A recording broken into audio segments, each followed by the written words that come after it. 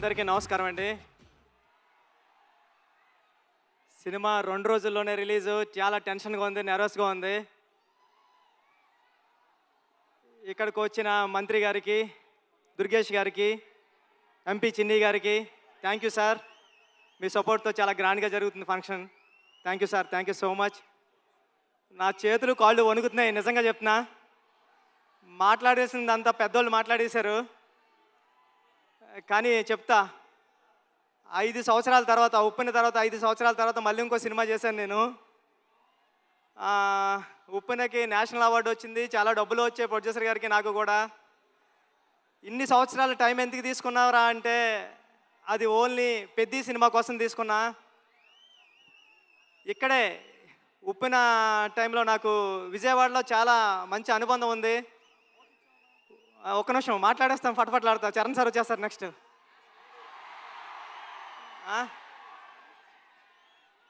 ఉప్పెన నేను ఇక్కడే నాగార్జున యూనివర్సిటీ దగ్గర సైకిల్ దొక్కుంటా రాసుకున్నాను స్టోరీ. నేను ఫాదర్ అవుతున్నానని డాక్టర్ గారు చెప్పింది కూడా విజయవాడలోనే. ఆ దుర్గామాత బ్లెస్సింగ్స్ నాకు ఎప్పుడూ ఉంటాయని కోరుకుంటున్నాను. చరణ్ సార్, నేను ఉప్పెన అయిపోయిన తర్వాత ఎవరితో సినిమా చేయాలని టెన్షన్లో తిరుగుతూ ఉంటే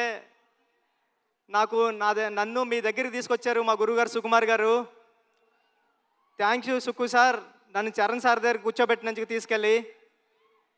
అంటే నాకు ఉప్పెన మెగాస్టార్ చిరంజీవి గారు ఇస్తే పెద్ది రామ్ చరణ్ గారు ఇచ్చారు. నేను చరణ్ సార్కి స్టోరీ చెప్పాను, దేవుణ్ణి మొక్కుని వెళ్ళాను. ఒక్క కరెక్షన్ కూడా చెప్పకుండా, స్వామి దత్తాత్రేయ స్వామి ఇది ఓకే చేస్తే నీకు రుణపడిపోతానని. చరణ్ సార్ ఒక్క కరెక్షన్ కూడా చెప్పలేదు. పెద్ది అంటే ఒక కమర్షియల్ ఫిల్మ్లా కనిపిస్తుంది మీకు, కానీ ఇది కమర్షియల్ ఫిల్మ్ కాదు. చాలా కమర్షియల్ ఫిల్మ్గా ఉంటూ ఒక ఎమోషనల్ డ్రామా ఇది. ఒక ఆటగాడి జర్నీ. అంటే ఆట అంటే ఇన్నాళ్ళు ఆట అంటే ఆగతాయితనంగా ఉంటుంది, కానీ ఆట ఏం తీసుకొస్తుంది ఒక మనిషికి? తన ఐడెంటిటీ తీసుకొస్తుంది, తన గౌరవం తీసుకొస్తుంది, తన చుట్టూ ఉన్న మనుషుల్ని కూడా మారుస్తుందని చెప్పే కథ పెద్ది. అంటే పెద్ది అంటే అలలా ఎగసపడిన మనిషి కథ కాదు, పడినా లేచిన మనిషి కథ పెద్ది. టెన్షన్గా ఉంది. చరణ్ సార్, అంటే ఈ జర్నీలో మీతో గడిపిన రోజులన్నీ నాకు గుర్తున్నాయి. షూటింగ్ డేస్ నుంచి మీరు ఎక్కడున్నాడు కూడా కనిపిస్తలేదు నాకు. షూటింగ్లో నేను కొత్త, అంటే సెకండ్ ఫిలింకే ఒక స్టార్ హీరో, డైరెక్టర్ నమ్మివ్వడం అంటే మామూలు విషయం కాదండి. ఉప్పెన అయిపోయిన తర్వాత, చాలా హిట్ అయిపోయిన తర్వాత చాలామంది అసిస్టెంట్ డైరెక్టర్స్ హైదరాబాద్లో కనిపించినప్పుడు కానీ కాల్ చేసి నాకు మాట్లాడారు, అన్న ఇంటికి వెళ్ళిపోతారనుకుంటే మా అమ్మ మా నాన్న ఇంకొక 2-3 సంవత్సరాలు ట్రై చేయరా, బుచ్చిబాబు లాంటి ఓడే డైరెక్టర్ అయ్యారంటే మీరు అవుతారని.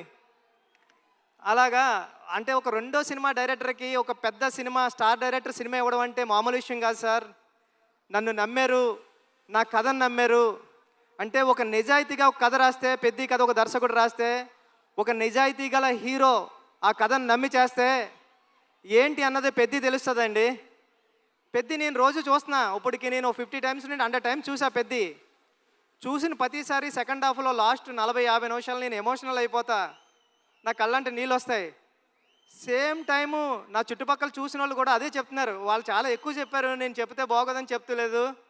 చాలా మంచి సినిమా తీసావురా, చాలా బాగుంటుంది సినిమా, అందరూ చూస్తారు అని చెప్తున్నారండి.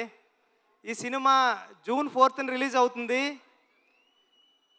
ఫ్యామిలీస్తో వెళ్ళండి, మీ కిడ్స్ని తీసుకుని వెళ్ళండి.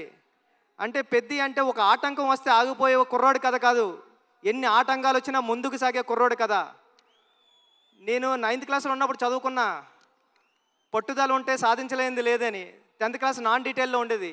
అలాగ పట్టుదల ఉంటే ఏమి సాధించవచ్చు అంటే చాలా ఇన్స్పిరేషనల్ స్టోరీ పెద్ద జర్నీ. పెద్దిగాడికి విజయం చాలా ఈజీగా దక్కలేదు, చాలా స్ట్రగుల్తోనే విజయం సాధించాడు పెద్దిగాడు. కానీ ఆ సాధించిన విజయం ఎలా ఉంటుంది అన్నది రేపు పెద్ద థియేటర్లో చూద్దరు. కానీ థ్యాంక్ యూ చరణ్ సార్, నన్ను నమ్మినందుకు, నాకు ఈ సినిమా ఇచ్చినందుకు. మిమ్మల్ని లైఫ్లో ఎప్పటికీ మర్చిపోను, మీకు రుణపడి ఉంటా సార్ ఎప్పటికీ. Thank you sir, thank you. Janhvi madam, thank you. ఈ సినిమాకి మేమందరం మట్టిలో రస్టిక్గా ఉంటే మీరు తీసుకొచ్చి కలర్ యాడ్ చేశారు. మీ మదర్కి మేమందరం పెద్ద ఫ్యాన్స్. మీ పర్ఫార్మెన్స్ ఎలా ఉంటుందంటే ఒక్కొక్క సీన్లోని ఒక మగరాయిల్లాగా ఉంటుంది, ఒక హీరోయిజం ఉంటుంది మీ పర్ఫార్మెన్స్లో. ఈ సినిమాలో చాలా మంచిగా యాక్ట్ చేశారు. ఈ అచ్చియమ్మ క్యారెక్టర్ని కూడా మర్చిపోవడం అంత ఈజీ కాదు. క్లైమాక్స్లో మీరు చేసే ఆ పెర్ఫార్మెన్స్ కానీ అన్నీ. Satish sir, thank you so much. ఇంత పెద్ద సినిమాని నమ్మి ఏ రోజు ఒక మాట అనకుండా నన్ను ఒరే నువ్వు చేసుకోపో అన్నారు. ఇది 350 కోట్లు ఎంత అయింది, నాకు 25 కోట్లతో తీసా పెద్ద సినిమా. రవి గారు గట్ట ఉన్నారు, కానీ ఇప్పుడు ఇంత బడ్జెట్ సినిమా నాకు ఇచ్చారు. నేను జాగ్రత్తగానే చేశానని నమ్ముతున్నా, ఎందుకంటే మీరు ఎప్పుడు నవ్వుతానే స్మైల్తోనే ఉన్నారు. Thank you sir, thank you so much. Jagapathi Babu garu, అంటే హీరో గారిలో రామ్ చరణ్ గారిని ఎలాగా నమ్ముతారో దీంట్లో అప్పల సూర్య అనే క్యారెక్టర్ ఉంటుంది. అది చాలా చాలా మంచి క్యారెక్టర్ అండి. అప్పల సూరి ఫస్ట్ హాఫ్లో అప్పల సూరిని హీరో గారిని ఎంత బరువైన హృదయంతో మోస్తారో అప్పల సూరి క్యారెక్టర్ని కూడా అంతే బరువైన హృదయంతో మోస్తారు. అప్పల సూరి సీన్స్ వచ్చినప్పుడు మీ కళ్ళంటే నీళ్ళు తిరగకపోతే నా పేరు బుచ్చిబాబు సానయ్య కాదు. Divyendu garu, love you so much brother. మీ మిర్జాపూర్ సినిమాకి నేను పెద్ద ఫ్యాన్, మీరు రైల్వే మ్యాన్ కానీ అని. Thank you so much sir. మీరు దీంట్లో పెద్దలో పార్ట్ అయినందుకు, ఆన్ బోర్డ్ అయినందుకు thank you so much sir. మీరు చాలా super actor. Love you sir. రండి సార్. ఈ విజువల్స్ అందరూ చెప్తున్నారు, చెన్నైలో నేనుండి రెహమాన్ గారి దగ్గర ఉండి చేసినప్పుడు చెప్తున్నారు అందరూ, ర్యాండీ గారు చాలా బాగా తీశారా, పిక్చర్ అదిరిపోయింది అని. Thank you sir. నేను రాసుకున్న 10 అక్షరానికి ప్రాణం పోశారు.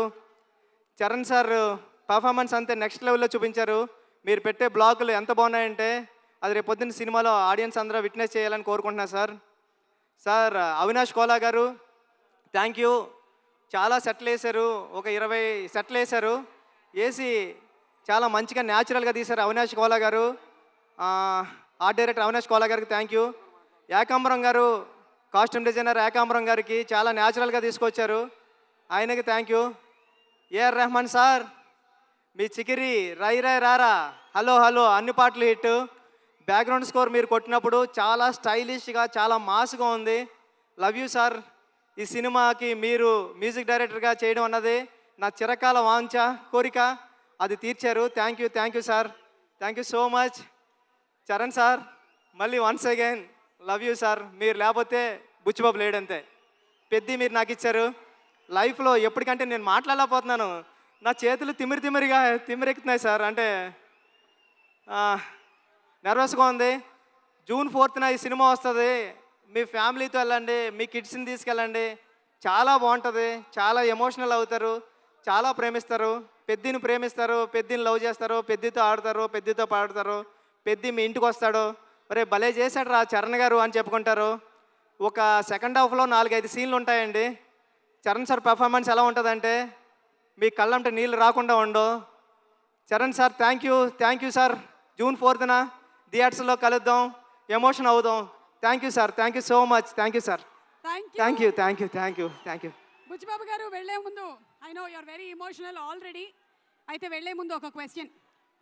10 సంవత్సరాల తర్వాత ఈ సినిమా గురించి జనాలు మాట్లాడుకునేటప్పుడు ఏం చెప్తే బాగుంటుంది అని మీరు అనుకుంటున్నారు? ఎలా చెప్పుకుంటారు? 10 సంవత్సరాల తర్వాత ఈ సినిమా గురించి గుర్తించుకోవాలంటే రామ్ చరణ్ అంతే. చరణ్ గారు ఈ సినిమా కథ ఓకే చేయడం అంటే మామూలు ఇష్యూ ఏం కాదు. రేపు పొద్దున్న మీరు స్క్రీన్ మీద చూద్దరు కానీ ఇలాంటి కథ ఒక స్టార్ హీరో ఓకే చేస్తాడా అని. స్టార్ హీరో ఎందుకు ఓకే చేశారు? ఒక కథను నమ్మితే ఆయన కూడా ఒక కథ నమ్మి మీ అందరికీ ఒక మంచి కథ, మన రూటెడ్ కథ, మన విజయనగరంలో జరిగిన ఒక కుర్రోడి కథ చూపించడానికి వస్తున్నామండి. Thank you sir. Thank you madam. Thank you Suma garu. Thank you so much. మీరు చాలా బ్యూటిఫుల్గా ఉన్నారు. Thank you.